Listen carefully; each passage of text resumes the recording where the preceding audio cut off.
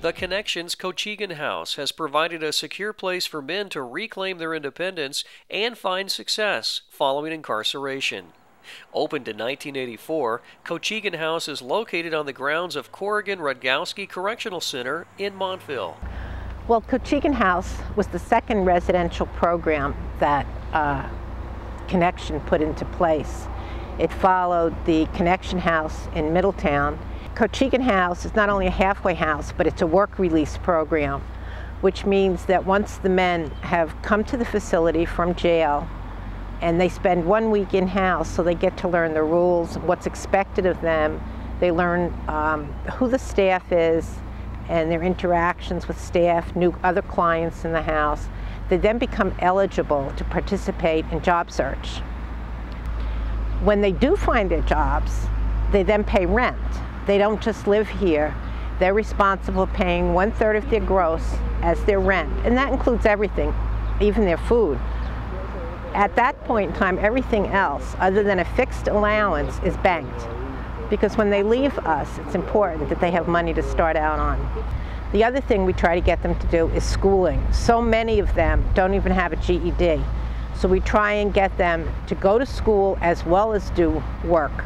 So they're doing both things that will help them in the future.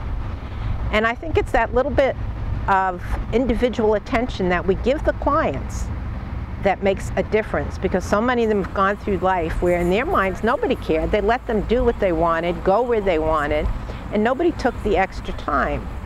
Well, before I came to the Cochegan House, I was in the streets a lot, you know, and coming here is giving me time to think, and I'm going to school for my GED now. I'm going for the classes the 15th and 17th, so I'm getting my GED. I'm real proud of that. My interactions with the staff is good, you know. I mean, we do certain things, you know, and they gotta let us know, like, you can't do that, so you'll end up on restriction. But I'm glad they do that, because if you got a TV while you're looking for a job, you're not gonna really be focused, you know. So I'm glad that they take the TV and they tell you, like, stay focused. You're up until 9 o'clock, you go to your room, you get to sleep, wake up in the morning, and you're productive enough to go out and do what you gotta do. But coming here, you know, with the staff telling me at Cochegan House, like, you know, you have to do this, you have to save money, this is what you have to do every morning, get up early, go look for a job, it's really improved me a lot.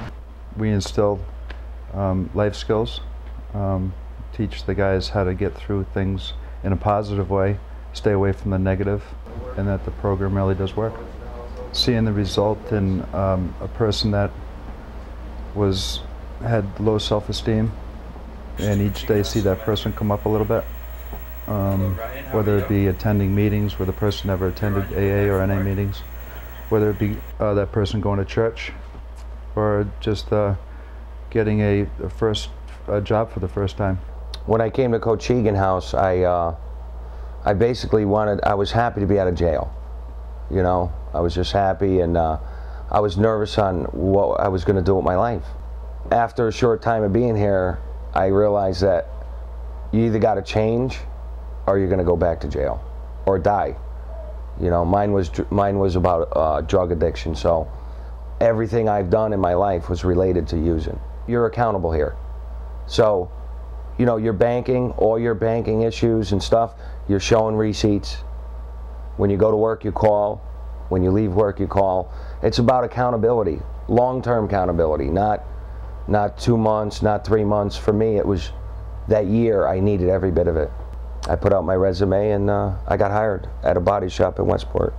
And there was a point in time, I was there a year, and they wanted me to get my adjuster's license. And on the application it said, have you ever been convicted of a crime? So here's how my program works. It's like, I wanted to lie. I wanted to say, nope, and then just hope, you know, they wouldn't check. And I wrote a letter to the lady who does the licensing in the state of Connecticut for insurance, and I told her everything. I called her on the phone, talked to her for about an hour, and told her where I was, what I did in my life, and where I am now. And she told me if I passed the test, she'll give me my license.